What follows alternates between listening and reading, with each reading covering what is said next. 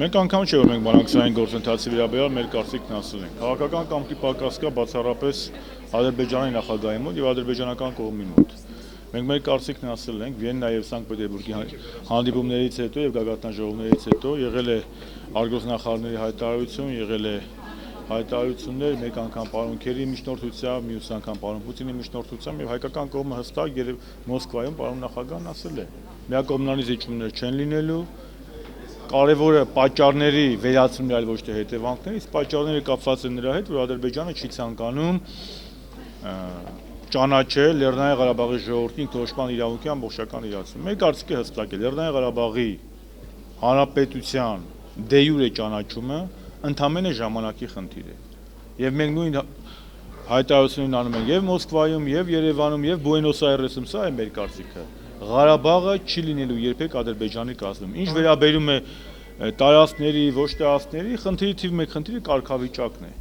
Տարածքներից պետք չի խոսալ։ Տարածքների տեղը ես իրանց ցույց եմ տվել, բազում անգամներ ես վերջերս Դավիթ Բաբայանը շատ դիպուկ ցույց է տվել տարածքների տեղը։ Դա Մարտունաշենն է, Գետաշենն է, թե օկուպացված տարածքներ են փնտրում, թող այնտեղ փնտրեն։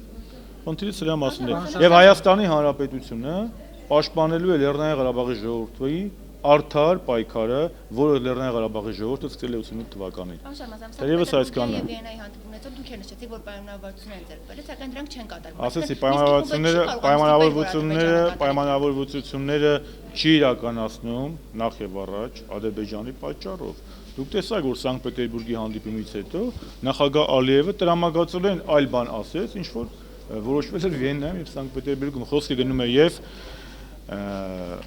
մեխանիզմների վստահության մեխանիզմների ներդրման վերաբերյալ եւ ԵԱԿ գործող ներկայացուցիչ գրասենյակի եւ լիազորությունների ավելացման վերաբերյալ խոսքը սրա մասին է, երեխեք ջան, ասինքն մի բան իմացեք, խնդիրը պետք է լուծի Ղարաբաղի ժողովուրդը։ Մենք էլ Ղարաբաղի ժողովրդի արդար դատի անվտանգության երաշխավորն ենք, պաշտպանն ենք եւ ես խնդրեի տարածքների մասին ես նույն բանը Ղարաբաղում եմ ասել առաջի գծում։ Թիվ 1 խնդիրը Ղարաբաղի կարգավիճակն է։ Ղարաբաղի ժողովուրդը պետք է հնարավորություն ունենա միջազգային նորմերին համապատասխան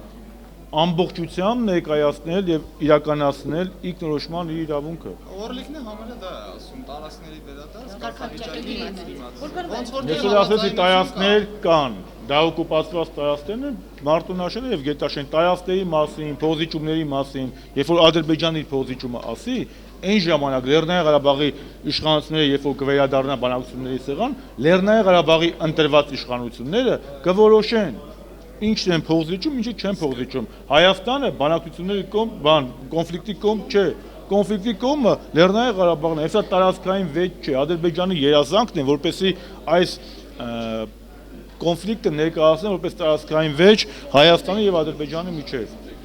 Սա որևէ տարածքային վեճ չէ, սա ինքնորոշման իրավունքի իրացման պայքար է։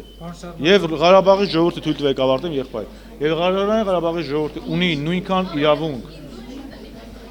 միջազգային իրավունքին համապատասխան ինքնորոշվելու ընդհանուր մինչև լիակատար անկախություն, ինչպես 99 թվականին Արևելյան Թիմորը,